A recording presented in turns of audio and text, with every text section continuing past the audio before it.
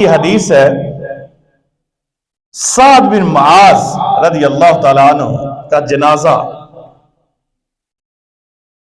सरकारे दो आलम सल्लल्लाहु अलैहि वसल्लम ने पढ़ाया भी, दुआ भी की और फिर कब्र पे खड़े होकर तस्बीह भी की। तस्बीह क्या थी? सुबहान अल्लाहि वल्हम्दुलिल्लाहि वला इलाहा इल्लल्लाह वल्लाहु अकबर। और ये तस्बीह इतनी वजनी है कि ओद पहाड़ एक पलड़े में रख दो, ये तस्बीह एक पलड़े में रख दो, इसका वजन ज्यादा है।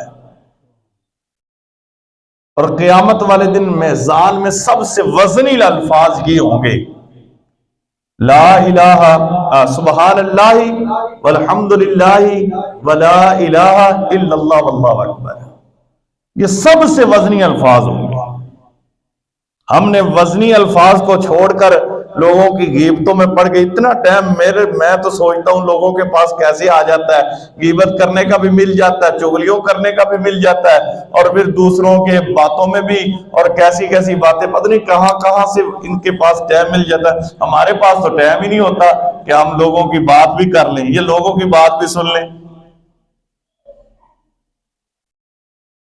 अगर आप अपने आप को, ये चीज, वो मुझे बात याद आ गई, अफलातून जब पेरिस गया ना तो उसने वहां पर देखा कि ये उंदलस था पहले, पेरिस और स्पेन जो है, ये वहां पर गया, पेरिस में गया, तो इसने बड़ा माहौल देखा, पुरसकून माहौल है, लोग आते हैं, बड़ा पुरसकून माहौल है। उसने कहा कि ये पुरसकून माहौल क्यों है?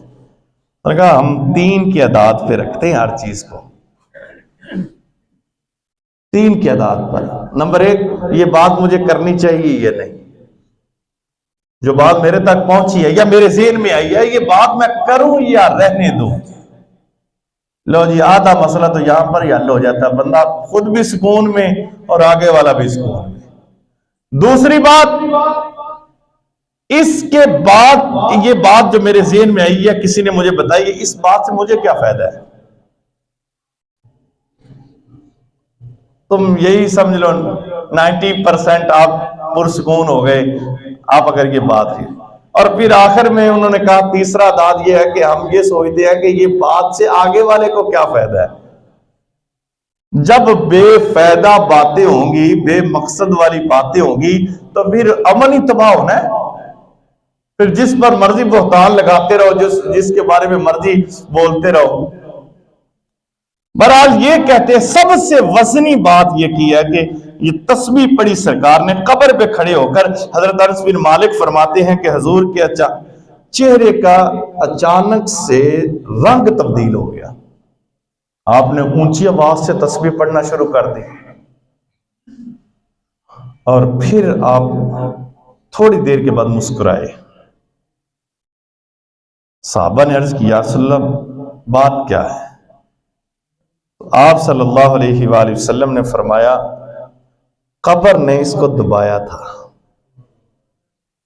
और मैंने तस्बीह पढ़ी तो अल्लाह ने कब्र को कुशादा कर दिया।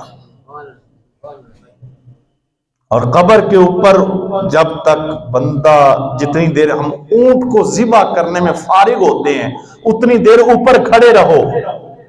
कब्र के ऊपर जब मुर्दे को दफनाया जाता है, कोई तस्बीह पढ़ते रहो ताकि उसके सवालों के जवाब भी आसान हो जाए, और कब्र जो तंग हुई है उस पर कुशादा हो जाए। और ये सहाबी रसूल है, ये भी चीज ज़हन में रख लें। शुक्रिया। सहाबी रसूल हैं हम, तो न 3 में न 13 में, और फिर सारी जिंदगी सरकार के साथ जिहाद भी किया, सारे मामलात किए, नमाज जनाजा पढ़ाने वाले भी हुजूर, दफन करने वाले भी हुजूर, लेकिन फिर भी कब्र तंग हो गई। सरकार ने फिर तस्बीह पढ़ी, अल्लाह ने कुशादा कर दी कब्र। लेकिन हम सोचते हैं कि हम तो नारे लगा के ही बख्शे जाएंगे। काम नहीं करना हमने, प्रैक्टिकली हमने जिंदगी में नहीं आना, सरकार ने जैसे काम किए वैसे नहीं करने। अल्लाह हम सबको अमल करने